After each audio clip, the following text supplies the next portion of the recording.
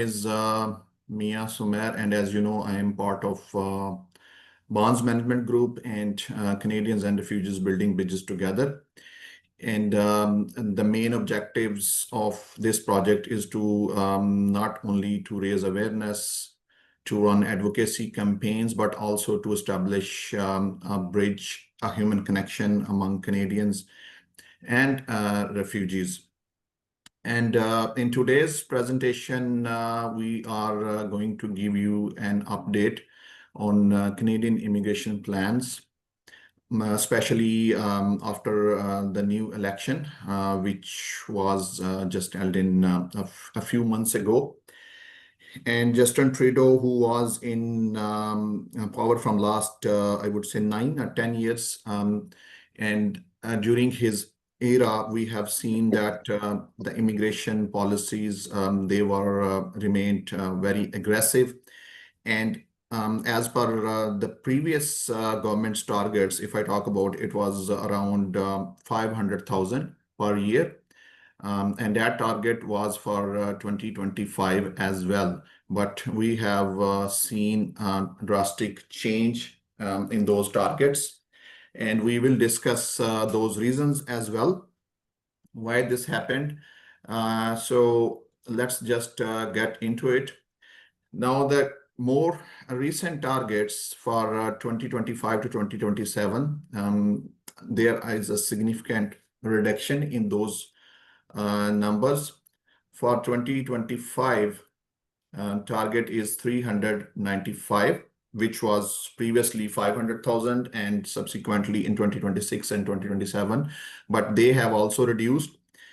Now the 2027 target is 365, which is around 20% reduction, almost 20%, if I'm not wrong, compared to earlier targets. Now we will discuss why it happened as well, but before moving to that question, let's look into refugees, protected persons, which is around 68,350, and 2027, 58,650. Why we are sharing these targets? The reason behind is to understand the overall situation, that it's not only a private sponsorship program which is on pause or on hold. There is a significant reduction in overall immigration in Canada, and that is representing here in these numbers. Because if you will do your own research also on Google, you would see that in previous government, it was around 500,000, and now these targets are going down just to control the population growth rate as well, along with other factors, which we will discuss shortly. Now, in this next slide, and this is more clear breakdown of refugee targets. If we talk about protected persons, they are at 20,000. Resettled government refugees, 15,250. Resettled refugees privately sponsored, which we fall in that category, and that is around 23,000 for this year, and then 22,000 next year, and 2027 is 21,000.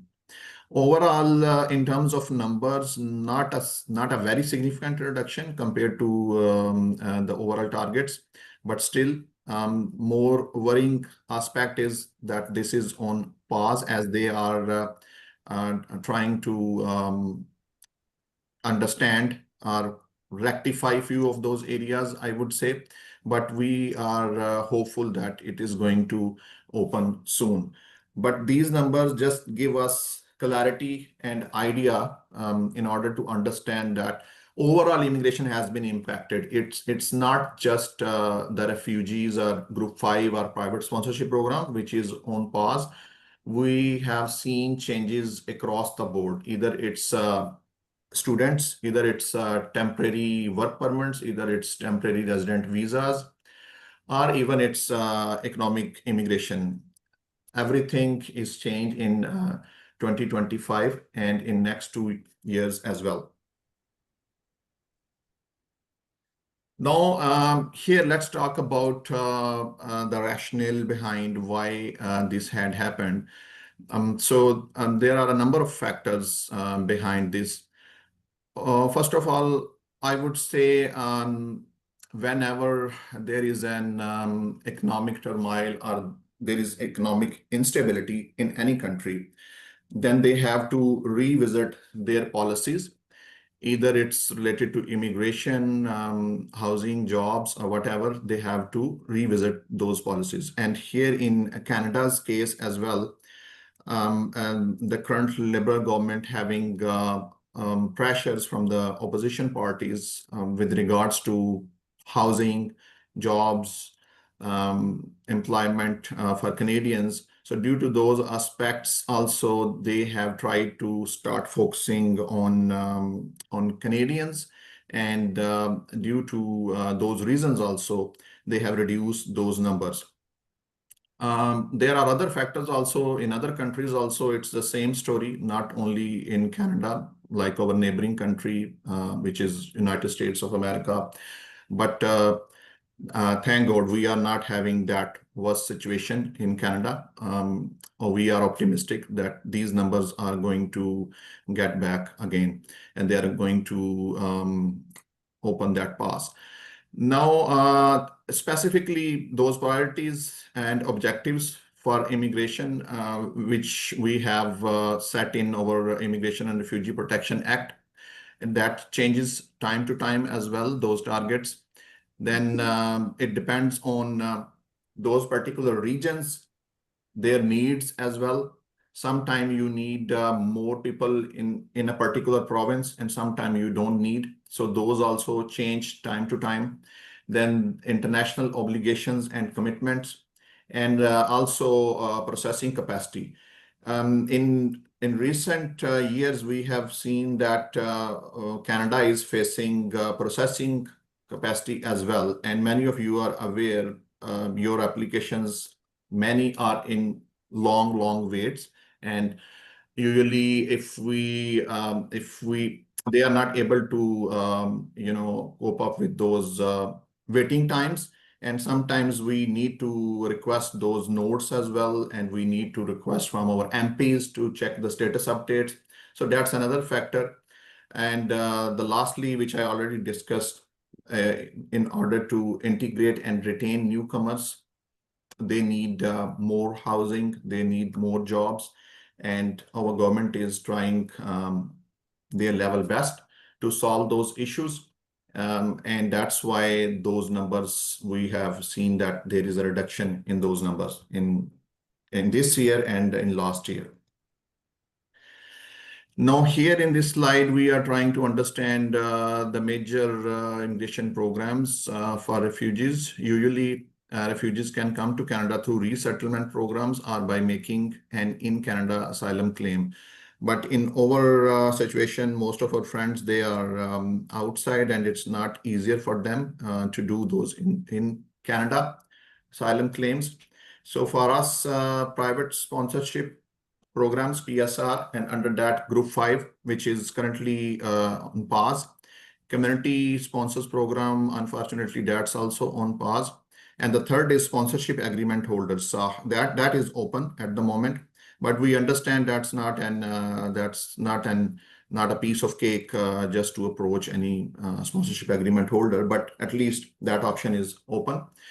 Then government assisted refugees, and lastly, EMPP, economic mobility pathways. And on that, my colleague Mehran, she will give a presentation to you, and she will provide more information on that topic. Here, I guess, David, if you wanna talk about more on CRBBT's initiative, what we are up to, what are, Yeah, and then we'll get into this far more later on, but certainly over the summer, we've had the privilege of having Jonah and Sadeh help us with a number of things. We are working as much as we can to build out an advocacy program to raise awareness in Canada about this work. And we're also looking at finding resources to support folks before they arrive and after they arrive here in Canada. So it's a work in progress. We have a long way to go, but we are very hopeful that we can build up a strong resource here to support people, not only newcomers, but Canadians as well, to get involved. And so we're excited about that. Coming in September, we have 5 more students starting with us to do their placements, what we call their placements. They'll be here for 3 months. So we're working on that, and we'll share a lot more information about that very soon when it's available. Okay. Okay, yeah, I just want to add, thank you, David. With these number, we just try to understand the overall situation so that we can better understand that it's not only for refugees or for private sponsorship program, it is affecting overall worldwide to those economic immigrants as well who would like to move to Canada. So on that point, I guess it is really challenging and difficult, but I should say do not lose hope. Where there is life, there is hope, and all our refugee friends, if they can escape those life tragedies and they have made their way successfully where they are today, then one day they can overcome these current challenges as well. And hopefully soon they will be in Canada. So keep your hope alive and keep it up. Thank you. Thank you so much, Marianne. Thank you, Mian. Okay. Maybe we could ask Moran now to do a presentation on called the mobility program. You're going to update people on that. Absolutely. Yeah, thank you so much. I hope you can all hear me okay. Yeah.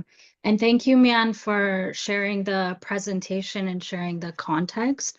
I think that a big part of the shifts that we're seeing too in Canada is what's happening in the United States and just some fear around, protecting the Canadian border and making sure that our economy is set up to receive more immigrants and to be responsive to the priorities.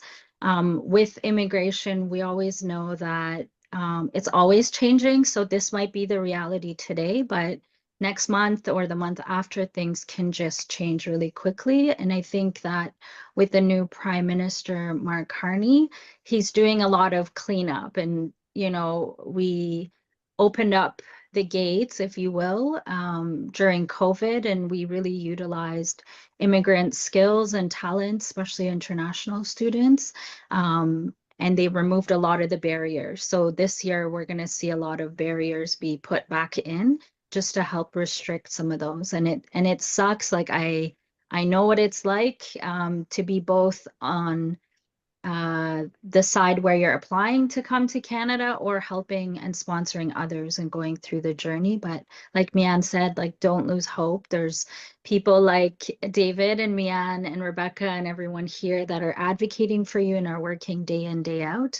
And yeah, that's what we're here to do, is to provide more information and resources and hopefully create more opportunities for more of you folks to be able to access safety and freedom here as well. So the presentation I want to share with you today is specifically on the economic mobility pathways pilot. And I'll just share screen. Hopefully you'll all be able to see it as well. Please let me know if you cannot see it. Great. Okay, excellent. And this is not necessarily new pathways that are being introduced in Canada. It's actually working with existing immigration pathways, right? But the unique thing about this program is it basically combines the economic immigration pathways with the refugee humanitarian pathways. So it actually recognizes that refugees and immigrants have very unique skills and abilities that Canada desperately needs, and that they have a lot to offer. So they're helping to remove some of the barriers for refugee immigrants specifically in order to access these economic pathways. And while this may be a solution for some immigrants, it may not work for all refugees, right? And right now, this pathway is not accepting new applications for 2025. So they are opening things up again in 2026. And so it's something to consider. If some of you qualified, I think definitely reach out to maybe David, Leanne, or myself, and we can explore, especially if you have connections with Canadian employers here in Canada. But essentially, the Economic Mobility Pathways, or EMPP for short, is a transformative solution that is durable, that affects and improves the Canadian economy. It, of course, improves the lives of the refugees who are able to come along with their spouse and children. And to access PR, permanent residency, so you're automatically working towards your citizenship. And it also helps the community, especially in areas where there are talent shortages our in our communities. So this is just a testimonial. I'm not going to read it, but I do encourage you to, once I send you these slides, to review it. And then feel free to reach out to me on LinkedIn if you have any follow-up questions. But this basically gives a testimony of an Afghan family who was in a similar situation as you less than 5 years ago and was able to come to Canada through the EMPP. I'm not going to go too much about my positionality. I already explained my background. I'm also an LGBTQ identifying Muslim, which I know that's very hard to find or people to acknowledge that truth about their identity.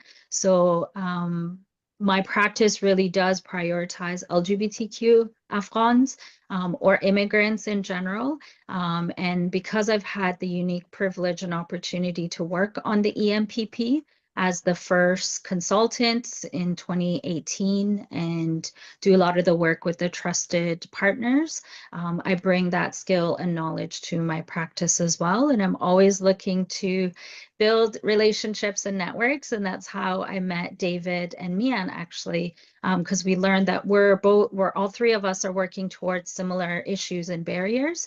So we thought, what better than to unite our forces and to work in solidarity and see how we can support each other and the communities we serve.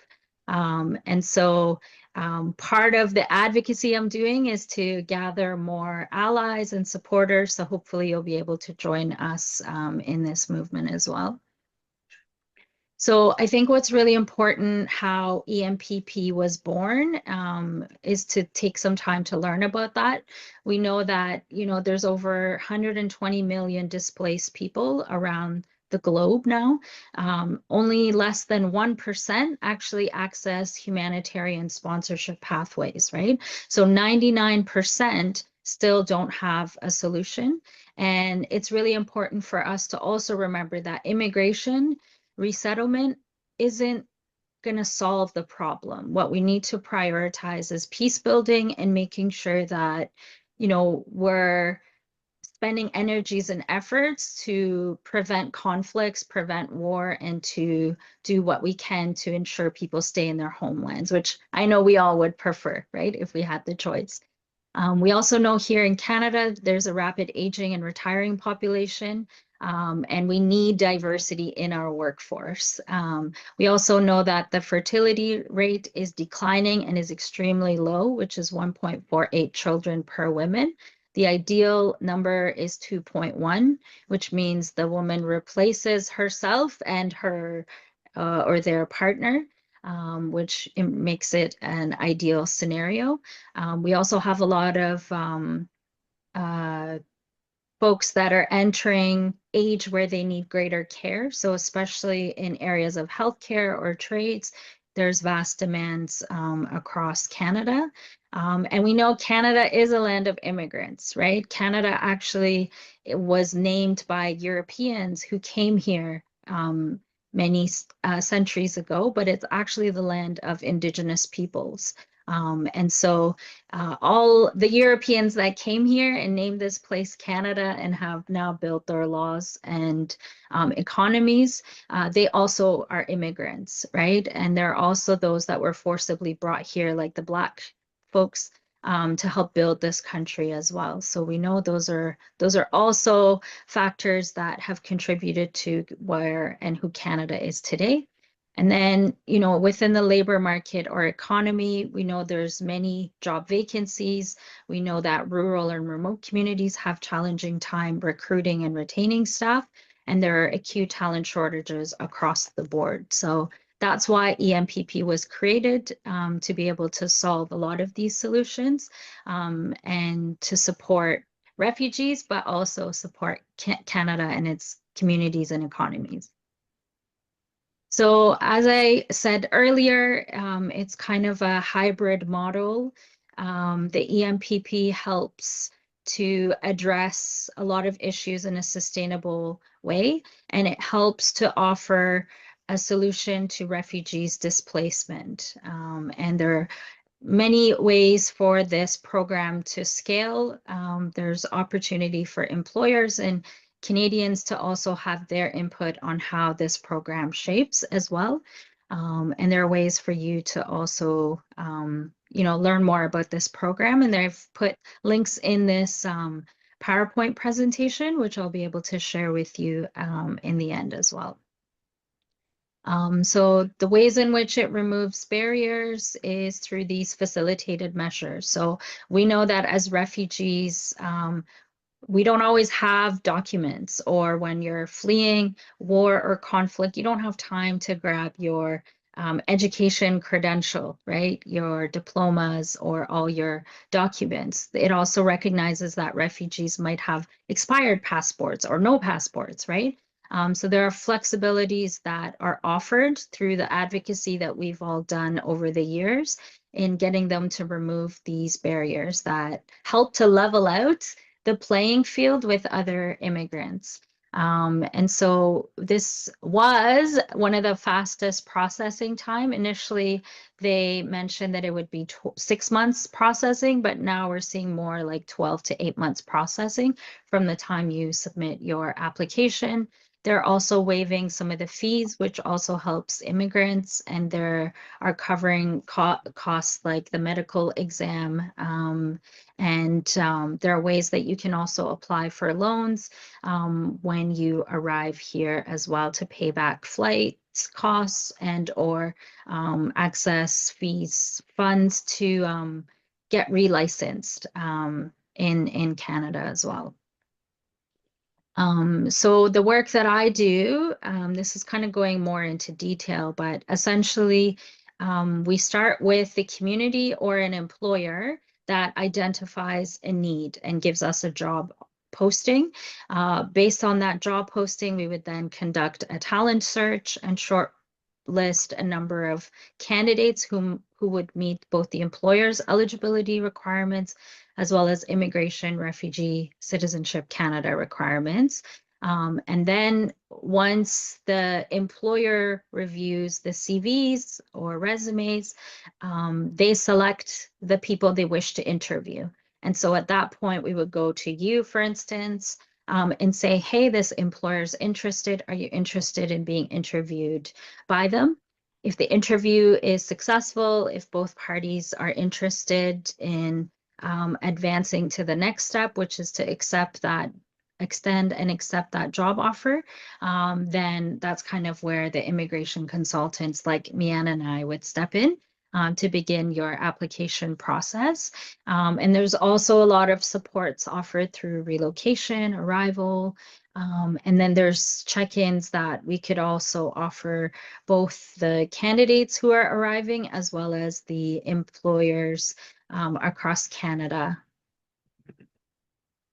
So I'll just end on these 2 slides because I know it's a full agenda today, but one of the main requirements for you as a candidate or the refugee, you would need to have the refugee status determination that was issued by UNHCR. If you don't have this, there are other ways. So you could still get your registration number with UNRWA. You could also have other protected status documents that were issued to in a temporary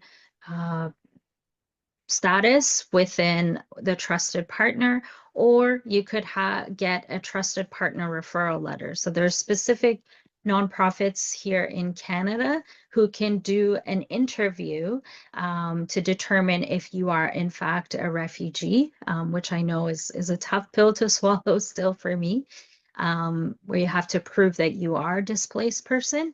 But there are ways that we're able to assist you with that as well. There are different pathways or streams that you would access through the EMPP. So you could apply through the federal stream with a job offer. So that means a Canadian employer has extended a job offer to you. And there are requirements for that job offer as well. And there's also the regional job offer streams. So with this one, it's important to remember that there are different provinces and territories, so they will have their own immigration rules. So you'll have to go back to their websites to learn more about those requirements. You do need to have some settlement funds. In some cases, you may need education credential assessment done, and it has to be within the specific jobs or national occupation classification codes. The employer also has to meet certain requirements, and then the job offer also has to meet those additional requirements as well. And then we also have on the flip side ways that you could apply through no job offer. However, the threshold is much higher, right? So with this, you do need more of those settlement funds. You need higher English or French language proficiencies. There's education requirements per program and often education credential assessment. And then you also have to have the relevant work experience as identified by the National Occupation Classification. So these were kind of the eligibility requirements up until June 2025, so last month.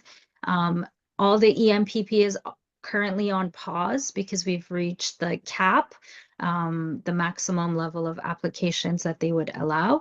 But this is also a good news. It means that it's a program that works. It's a program that employers appreciate and will continue to hire. And those numbers will most likely reset in 2026. So in the meantime, people can still gather their documents. You can still reach out to Canadian employers that you may know, your family or friends may know, that would extend a job offer to you so that we can begin to determine if you meet the eligibility requirements and or if you are a good candidate along with your employer to apply to come to Canada under this program. So I think I will leave it there. You can find me on LinkedIn platform, Merengis Monsif. And if you want, you're welcome to reach out to me by email. But I definitely would encourage you to, connect and copy me and David on communications as we also build out our partnership and relationship so that we can better assist you and support you as we gather more resources and supports ourselves. So that's it for me. Thank you so much for your attention. I know this is very dry, lots of information thrown at you, but you'll have access to my slides and Mian's slides and have the opportunity to connect more about this. Thank you. Thank you. Thank you so much. That was wonderful. And I know that there's a lot of information there, but we'll share it all. And if there's questions later on, then we'll get to them. But thank you. That was wonderful.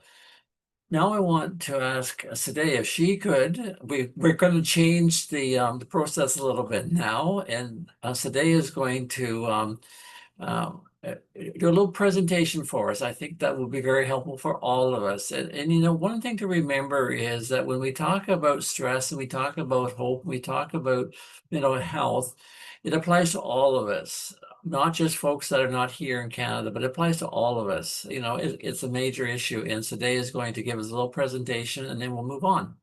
So, Sade, do you want to share a screen? Actually, I'm not sure how to share the screen. Mian, are you Yeah, able to share it for me, please? yeah, 1 second. Yeah.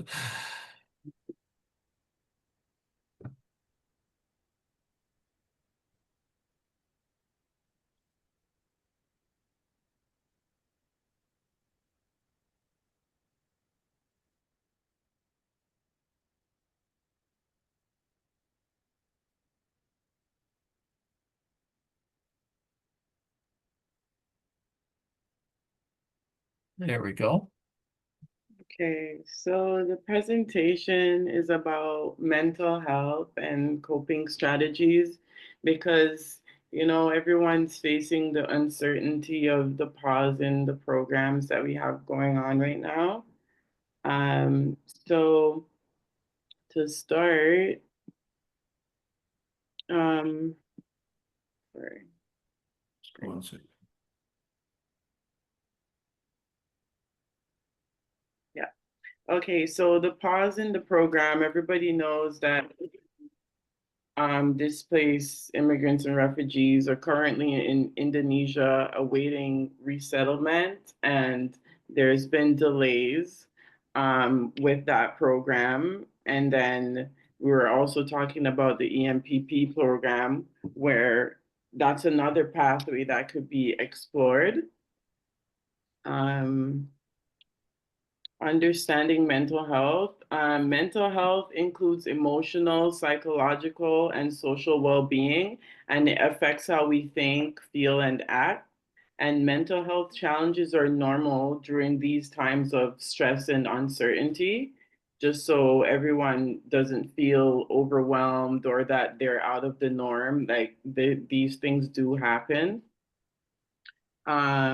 Some common reactions to stress or are anxiety or worry about the future, which is normal given the uncertainty. Some people may feel sadness or grief, feeling isolated or helpless. There may be changes in sleep and eating habits and irritability or mood swings. Some coping strategies that I think will be beneficial is staying connected with family and friends through calls or online. And there's a couple of our friends that I'm connected with them on WhatsApp. So I always encourage them to like reach out if they need to talk or anything, like share anything with me. I encourage them to do that because I know it was a big thing when we were having the calls every week. Like that was like a way for them to like talk about everything with us, see what's happening in the process. So I know they missed that. So I always encourage them to reach out to us. We could practice, engage in spiritual or cultural practices like for grounding and hope. Practice daily routines, regular sleep, meals, and movement. I know some of my friends, they like to do things like cycling and working out. Um, so those are some things that can be done. Like I mentioned before, talk to community support or just us at CRBTT. And sometimes limiting news and social media that causes distress because sometimes you could see the news and, every time you hear about the pause and everything, it could be a little stressful. So sometimes you could just try to limit those things a bit. Yeah, so for building resilience, I would say focus more on what you could control. Like we were saying before, we could focus on, gathering our documents and, see if we could still try to find sponsors for when, the program is back up and running. Same with the EMPP project, there's things that you could do before it opens again in 2026, right? Like if you have everything ready, like you'll be ready to go with applying when the numbers are set back to zero again. And you could seek out education or volunteer opportunities. I know some people take grammar classes or English classes and stuff like that to keep them busy and, you know, try to get them reintegrated into society when they get here. Um, there is Yeah, so for our resources and support, mainly I would say try to lean on us, your friends at Barnes Management Group, friends and family. You know, you guys are all kind of going through the same thing. So it would be good for you guys to talk about things and try to come up with solutions that can help while you wait.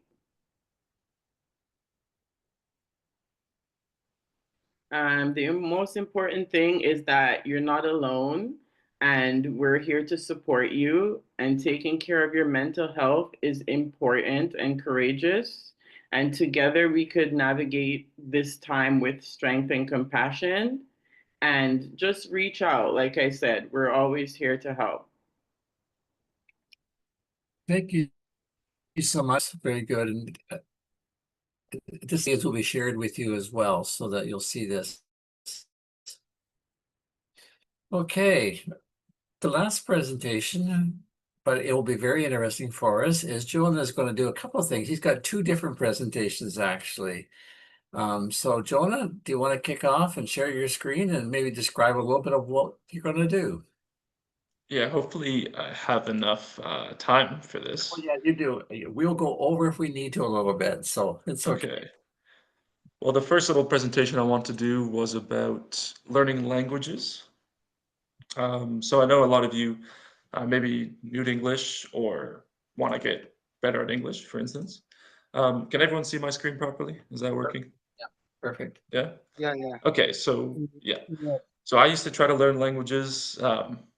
I still do. I speak both English and French. And during COVID, I decided to try to learn German and some Spanish.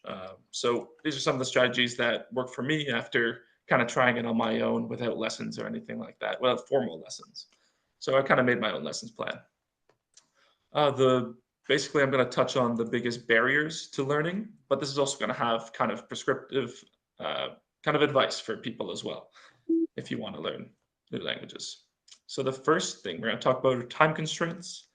I know a lot of you probably have very busy lives, so the ideal way to do this is to budget your time, either right when you wake up or right before you go to sleep. This is the most effective way to stick in maybe like 10 minutes of learning before sleeping or when you wake up, as it's an easy way to fit it into your schedule, into your daily schedule. I do not recommend long study sessions unless you really have the time. Daily practice is the best. Yeah, doing a little bit of learning right before you sleep is really effective for your brain to learn the material, as you'll subconsciously learn these things while you're sleeping. Okay, the next barrier is kind of a fear of making mistakes. It may seem really intimidating, so it might be scary to practice in front of others, but some of you already said hello, and I think you guys already have a little bit of confidence in your own speaking. Especially in North America, people generally don't really think twice when hearing an accent. I think most English speakers are used to speaking with people that are new to the language. This is opposed to like other languages where people are really hard on like grammar and pronunciation. There's a little bit of that in Canada when it comes to French, but I'd say English people are generally very, very nice when it comes to how you speak, as well as just whether you're speaking or not. Yeah, just think of it as someone trying to speak your own language, right? Like you'd want to inspire them to speak more. So yeah, just you have to go into with the attitude of that mistakes are going to happen, and generally people are pretty nice about it. Okay, next thing is what Sade was just talking about. It's important to work your language skills around the idea that you could have burnout, which is why I don't recommend the long study sessions. So it's really important to monitor kind of your own feelings instead of just blindly following some sort of system. Like it's good to have a stable schedule, but also if you need a break, then you should take a break. It's also worth it from a learning perspective as well, because just like how your muscles can get too tired and too exhausted from working out, your brain can also. So yeah, keep that in mind, and also put things in perspective. Look how far that you've at the progress that you've made instead of like what you haven't done in the future. I think that helps a lot in just feeling good about the progress that you've made. Okay, one big problem is a lack of resources. So as I said before, language classes are kind of difficult to get. I didn't have really language classes when I was trying to learn my new languages, but they're not always necessary. You can kind of provide the same structure of a class just by yourself, and you can make your own schedule with short-term goals like vocabulary targets, or I'm going to learn this verb tense in this week. Um, or you can have even like daily goals, like I just want to do 15 minutes a day of learning on this app. So Duolingo or Morel or Tandem, which is what we'll get into in a little bit. Yeah, so there's some really good language learning apps. I'm sure you guys have already seen them, like Duolingo. There is also Morel, which is a Canadian specific language learning app, which teaches French and English. It's really good. I've tried it out for all levels of learning. There's also language exchange apps. So there's HelloTalk and Tandem, and these put you in contact with others who are just interested in learning your own language. So you speak to each other in the language that whatever you agree on, and it's a good way to just talk to people and get a little bit more confidence about learning English or learning French. These are kind of strategies that I used as I had a lack of resources during COVID, during the lockdowns. What I like to do is when you're learning vocabulary, I like to use the voice record on my phone, and then I would say a bunch of words that I want to know, and then listen to it before I go to sleep or listen to it throughout the day. And this really helps when it comes from your own voice. It helps you remember them better, and it works on your pronunciation, because sometimes it's difficult to understand what we're getting wrong in our pronunciation without hearing it ourselves. Another good thing to do is to handwrite your notes. I'd say do this especially after you finish learning from an app like Duolingo or Mohil. Handwriting your notes is scientifically proven to increase memorization versus typing your notes. So I recommend handwriting. Songs, this is good when you're early in learning a language, I'd say. It's really good for vocabulary and structure. And if they're catchy, that's really good. So like English pop songs are really good. They have generally very easy to learn choruses that will get stuck in your head so you can learn the vocabulary. Yeah, another big thing, if you have access to the internet, stable internet, you can look at YouTube videos. Depending on where you are in your study, you could watch them in your language with English subtitles, or you can watch them in English with English subtitles, or you can go for the most difficult, which is to watch them in English without subtitles. Yeah, and once again, I recommend a lot of these things, especially when it's passive content, when you're watching things, to do them before you go to sleep. It's just the best way to learn. And of course, there's podcasts. You can use the podcast app on your phone, or you can search up various podcasts. And the structured format of, say, podcasts of the news is really helpful to kind of help your brain get used to certain structures of how people are going to say things, so you can kind of guess what they're going to say next, and that really helps your brain understand better and helps with conversation. So yeah, there should be podcasts about like news, slow news in whatever language. So if you want English, there's English. If you want French, there's also French. Should be able to find on the podcast app. So another barrier is having no one to practice with, which is very fair. Um, it is difficult, but you could try with your friends, so people in this call as well, your family members if they're also trying to learn a new language or English specifically. You can make or join group chats like WhatsApp, Facebook group chats. I believe Sade mentioned that she's in contact with some of you, or with some people stuck in Indonesia. So it's a good way to maintain that conversation with native English speakers. I know this is a new one, but I just had to include it. You could try to talk to AI, something like ChatGPT. Um, you can either type and have a conversation with ChatGPT, or you could do voice to text to also maintain that conversation. And of course, you can email us, which is always just a good way to maintain contact and practice your English or French. Here I made some sample schedules depending on where you are in your learning journey. So here you can see schedule 1 is more relaxed learning. The time is budgeted for when you wake up in the morning and in the evening, and it's about 30 minutes a day. So a 30-minute a day commitment. And then schedule 2, I put like a little bit more moderate learning. So if you're a little bit, if you want to learn a little faster, and there's a little bit more difficult exercises in there. So an example of that is trying to think in the second language. I find this was very useful in gaining confidence as well as practicing a form of language immersion, because it's kind of difficult when you're in a country that doesn't have English as its main speaking language. It's difficult to be immersed. So trying to think in a different language is really good to get your brain used to practicing the language constantly, and just having that immersion is really good for vocabulary and verb tenses, and things start to make sense when you think in a different language. But it is difficult, so this is something you should do a little bit later on in your language learning career. And that is about it I had for the first presentation. We got time for the second one, David?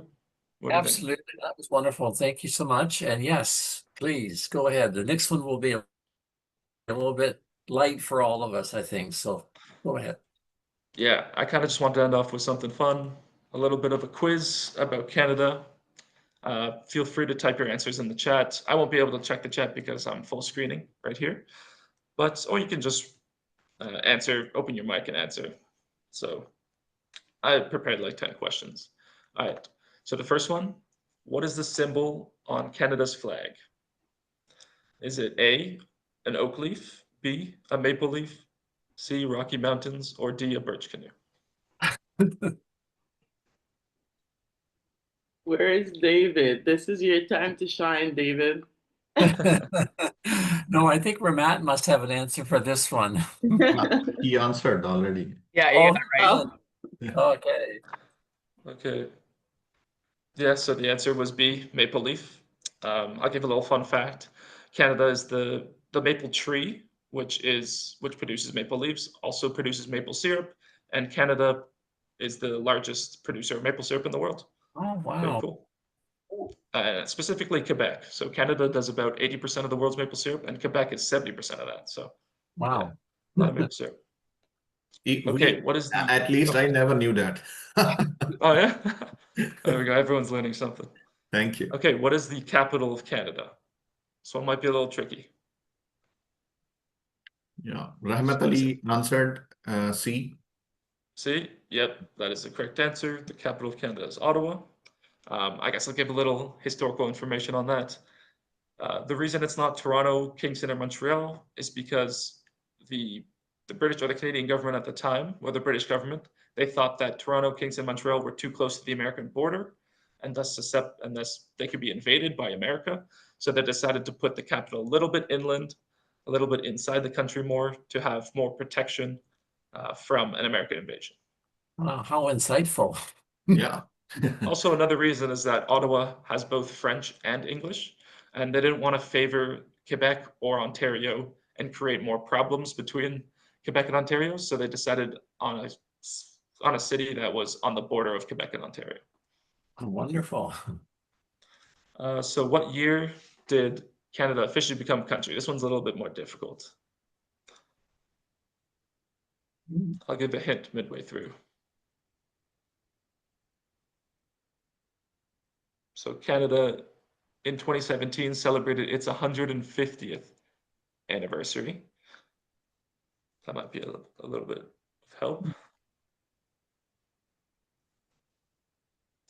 Yeah, so the answer is B, 1867. And Yeah. at the time, Rahmat and Samirna, they answered correct. Yeah. oh, nice, nice.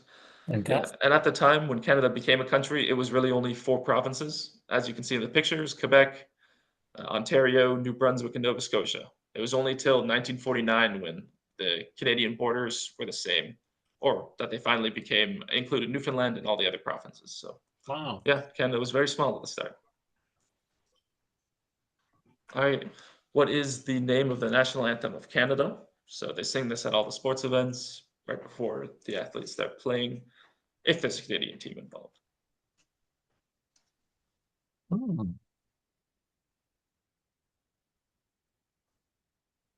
Rahmat, Samantha, they have answered D. B. So that was a D. good guess, but yeah, it Well, is they D. said D. They said Oh, they D. D. said B. D. Yeah, they were O right. Canada. Yeah. Yeah. Yeah, it is. The answer is O Canada. And I don't really have any fun facts about this, but I guess we used to be a British colony, so it did used to be God Save the Queen at one point. Okay. I may have given this away already earlier, but which province is known for its French-speaking population and distinct culture? Yeah, the first answer came as C.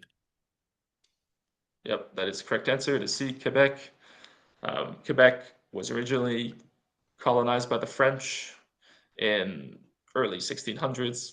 Quebec City, which was the first city made in Canada, was, I think, founded in 1605. And it's the only fortified city in all of Canada, so that has like stone walls around it. Okay, what is the leader of Canada called?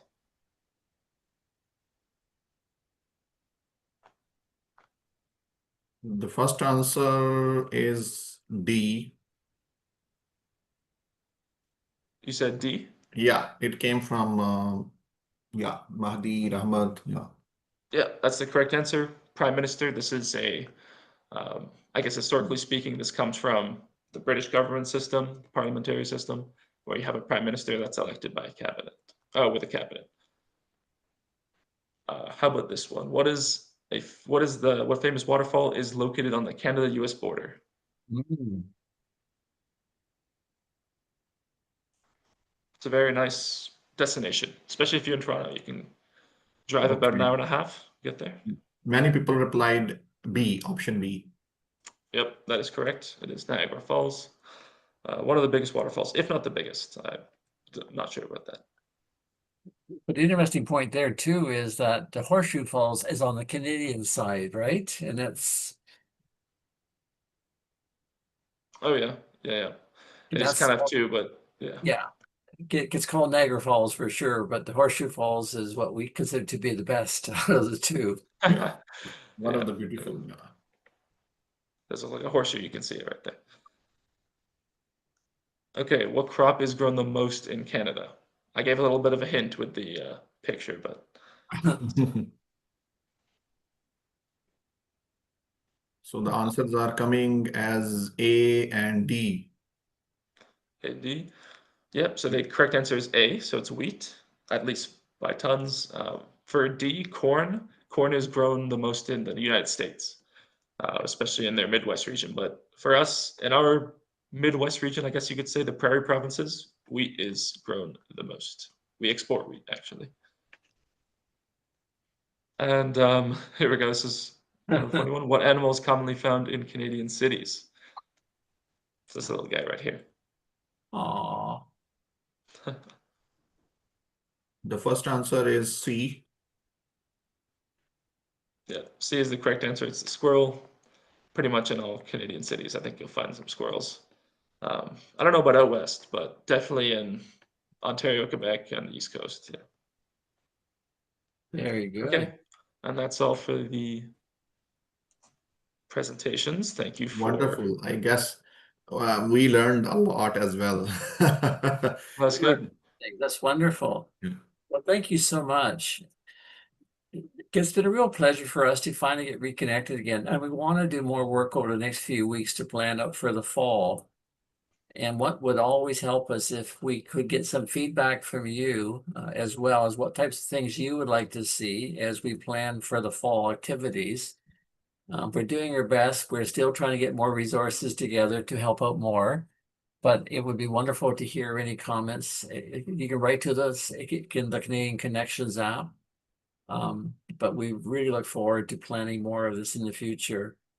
Any final comments anybody wants to make about today before we end?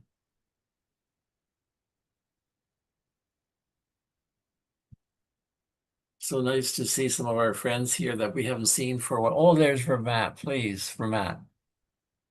Yeah, I have a question from Miss Monsif.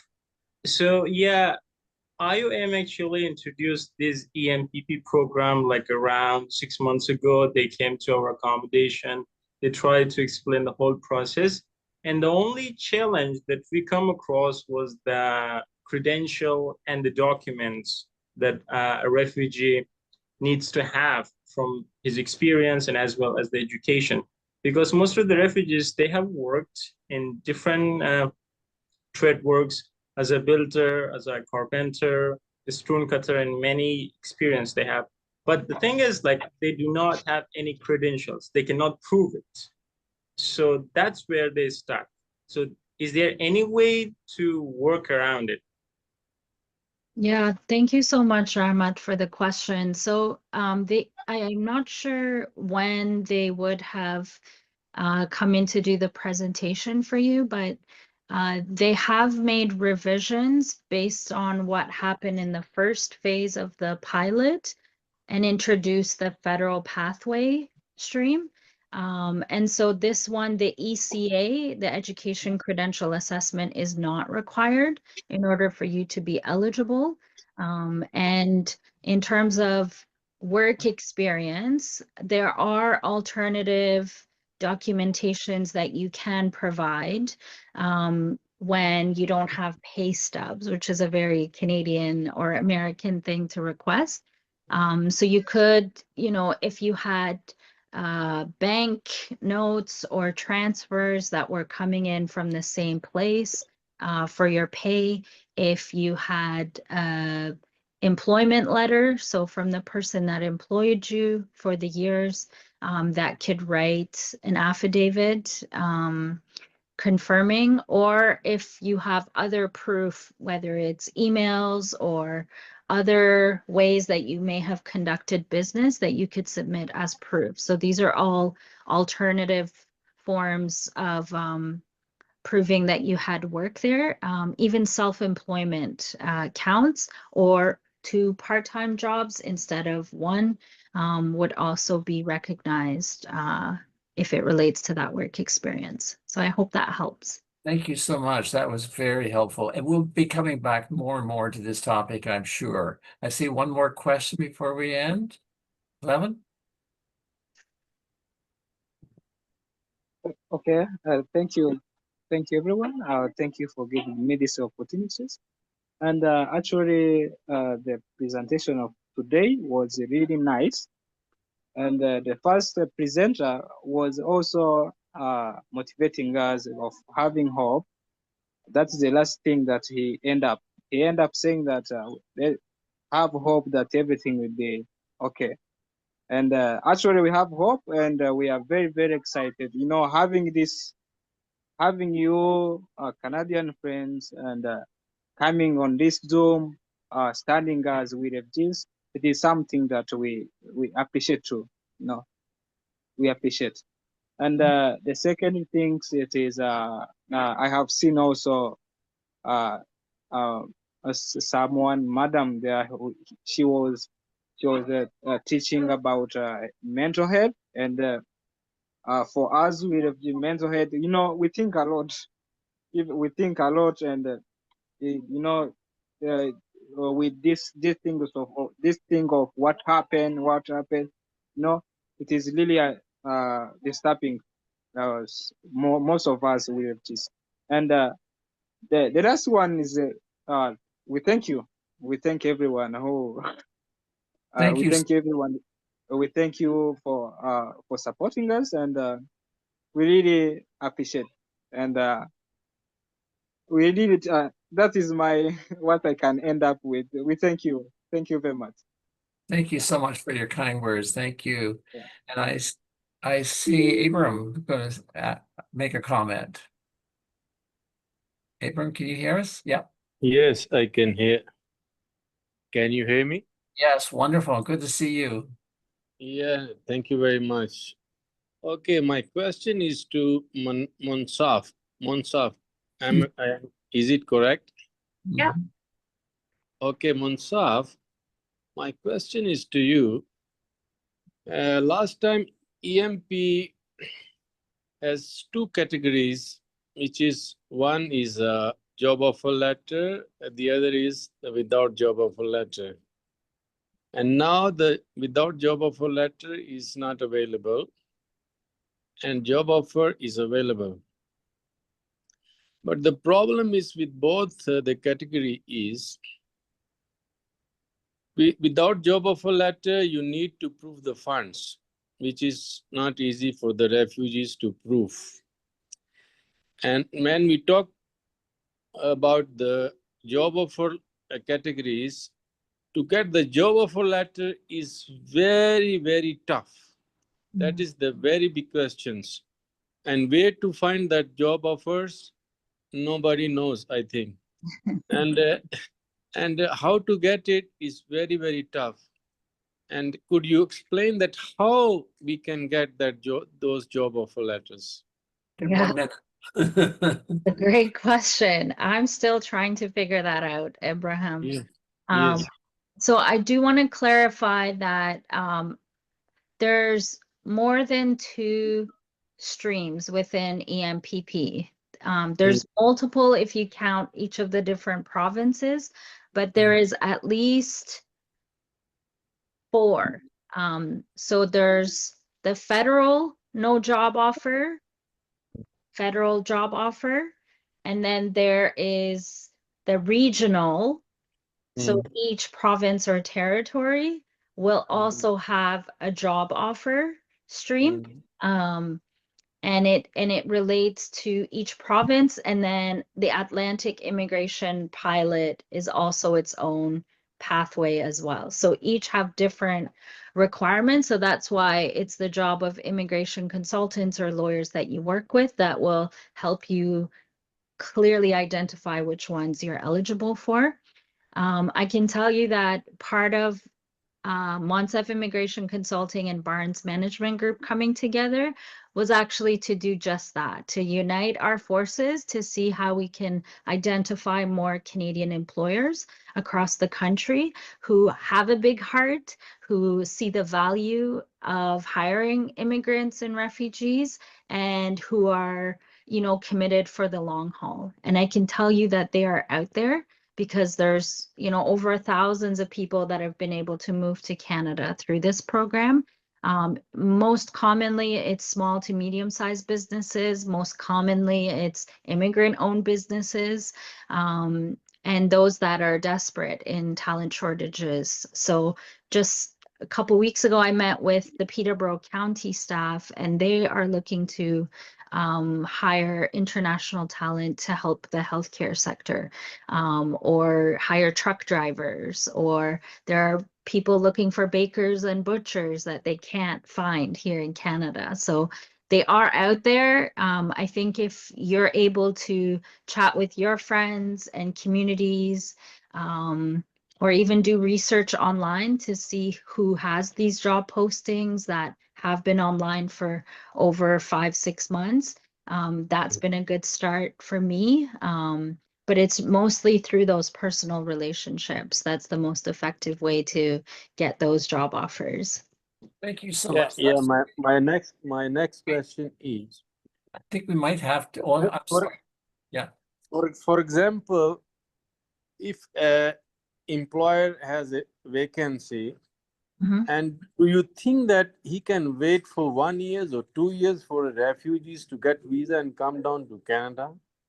That's a great question. Yeah. So often employers needed staff like yesterday, right? And so immigration isn't perfect for everyone, but there are jobs that we call evergreen. So they're always available, right? They're always going to be in demand. So whether that's nurses, whether it's program managers, whether it's carpenters, engineers, we're always going to have a need, especially within different companies. So it's actually a good strategy for employers to do the forward planning, and this program allows them to do that. So that's typically the jobs that we try to really target or look at. And the good thing is employers can hire more than one person. So for instance, for millwrights, they could hire 10 or 20 to bring all at the same time, right? And so they can plan their contingency planning and the contracts that they get so that it matches up with that timeline. Okay. So thank the you so much. employer is capable to sponsor the family of the employee as well.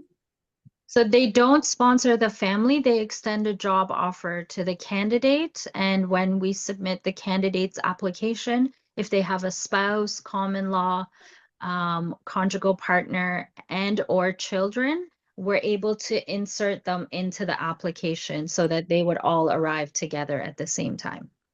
Okay, thank you. This is so helpful, and I know that there's much more that we need to discuss, but I'm just aware of our time. And I just one last comment. I think both Marcel and Shaw, you have a quick comment, and then we'll end. Marcel, did you want to still ask your make a comment? I saw her hand up, and it's gone down again. But while we're Yes, hello. Yes, I have a suggestion also we can see, and I don't know if I will pronounce this name well, Monsef. Yeah. You can add her in our group so that any offers, any opportunities that you can, that is what my idea. That was perfect. I don't know if it can be okay. No, absolutely. That's great. Thank you so much. Yeah. And finally, Mohammed Shah, did you want, I saw your hand go up a little bit. Yeah. Sorry? Yeah, I wasn't sure if you wanted to make a comment before we end. No. It's okay. I just didn't know if you Oh, comment. first of all, I would like to acknowledge that you are putting your time for us, so advocacy and guide us the best way, advise us to be patient and hopeful. Thank you for all of that, and especially for my Canadian friends. So I want to add something here, which is belongs to many months ago, which it has happened for me. Mr. David might know about that. I wanted to sponsor myself to Canada. I'm a father. I have one children in Afghanistan with my wife. They are currently in Kabul. So it was so tough for me to provide such amount of money for my sponsorship in Canada. So hopefully I succeed and I found and deposit and send it for Stephen over there. The person who wanted to sponsor me was Ali Image, originally from Afghanistan, that he currently over there. But by the time my money arrived there, but the program has on hold. But tonight I came here to ask you about is there any hope or chance that this program is going to open or no? So I wanted to get to know about you because you are over there. You know a little better than us. So Yeah. nowadays, yeah. Yeah. Well, thank you Is there very any much. update? Thank you very much for asking that. And for sure, we're going to do our best to advocate to make sure that it does reopen. We can't guarantee anything, but we're going to do our best. And I think they called it a pause. So that's good. They didn't say it's going to be stopped. They called it a pause. So we are really going to work hard over the next few months to ensure that it gets reopened again in January, as they had indicated maybe it would be. So we'll keep you updated on that for sure. Listen, I'm so thankful for your time, and I'm sorry that we have to go. We have other meetings here, but we are so pleased to be here with you. And thank you for your involvement. And we will be back. And please, I love the suggestion, put questions into our WhatsApp chat because we can constantly keep updating people there as well. Okay, so thank you so much, and we'll be talking soon. That was Yeah, thank you for your yes, yes. time Thank you very much. and We have a appreciate it. good night. Thank you, Bye-bye. everyone.